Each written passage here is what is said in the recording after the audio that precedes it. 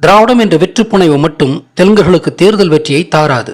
தெலுங்கர்கள் தங்களை தெலுங்கர்கள் என்று அடையாளப்படுத்தும் சாதி பட்டங்களான நாயுடு, ரெட்டி என்ற வெளிப்படையான அடையாளங்களையும் தவிர்க்க வேண்டும் என்று உணர்கின்றனர். தெலுங்கர்கள் சாதி பட்டங்களை பயன்படுத்தினால் தமிழர்கள் தெலுங்கர்களுக்கு வாக்களிக்க மாட்டார்கள். ஆனால் தெலுங்கர்கள் மட்டும் சாதி பட்டங்களை தவிர்த்தாலும் அவர்களது குட்டு உடைந்துவிடும். எனவே தமிழர்கள் எல்லோருமே சாதி பட்டங்களை தவிர்க்க வேண்டும் என்ற தேவையை தெலுங்கர்கள் உணர்கின்றனர். அதற்காக சாதி இல்லை என்ற பிரச்சாரத்தை முன்னெடுக்க வேண்டும். அதோடு சாதி ஒழிப்பை நடைமுறைப்படுத்தும் முகமாக அனைவரையும் சாதி பட்டங்களை களைய வைக்க வேண்டும் என்று வஞ்சக திட்டமிடுகின்றனர்.